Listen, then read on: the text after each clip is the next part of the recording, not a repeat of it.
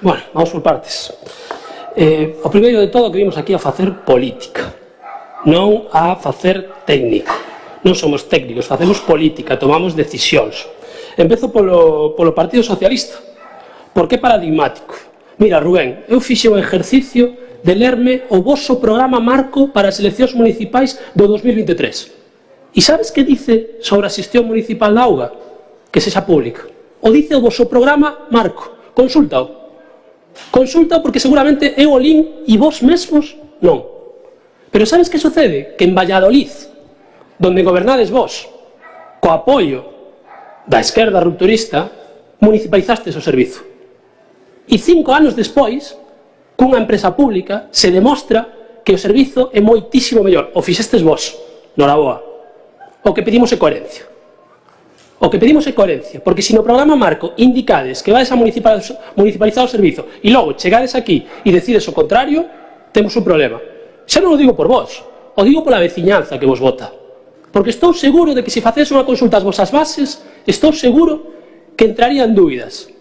Hai que colocar o debate político na realidade, hai que analizar, hai que consultar coa xente e hai que obviar ese mantra de que a técnica non nos permite. Non. Nos vimos aquí a facer política, para facer as cousas fáciles, non, vimos aquí a facer política, vimos aquí a tomar decisións, vimos aquí en beneficio da xente, polo menos pon tareas en común. Sabes quen fixo o informe? E contesto ao Partido Socialista, ao BNG, ao Partido Popular. Sabedes quen fixo o informe? Sabedes quen redactou o informe? De verdade sabedes? O informe o redactou a mesma empresa que iba a redactar o que redactou os pliegos de condicións da licitación. É dicir, xuiz e parte.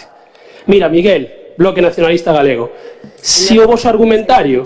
Agradezo que trate de usted a todos os membros da corporación. Eu agradezo. Vale.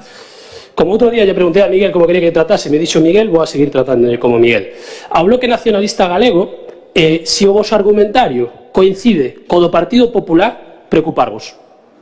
Preocuparvos. Pero, curiosamente, vos tamén, no Concello de Mondariz Balneario, aquí ao lado, vos presentastes en campaña electoral coa matraca da municipalización deste servizo.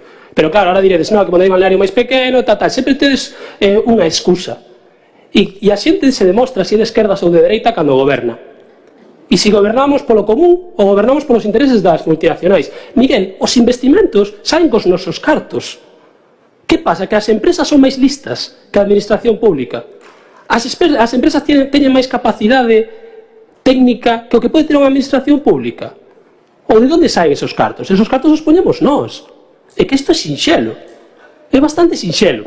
Entón, é importante entender isto. É importante saber de que lado estamos. E isto é un debate que vamos a ter durante esta legislatura. E sabedes por que vamos a ter? Porque está a Pontareas en Común. E como está a Pontareas en Común, vamos a falar de municipalización. E vamos a falar de acabar coas privatizacións. Porque se acabou o tempo. Se acabou o tempo de que podades chegar a acordos de privatización con alguna disidencia puntual. Se acabou o tempo de poder estar de acordo no esencial. Acabo xa.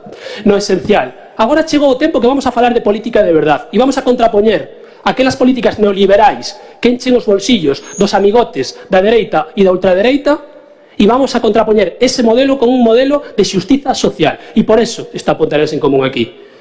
Non veñamos con mantras, non veñamos con falsedades e digamos a verdade. Se non municipalizamos o servizo é porque non queremos. Punto e final.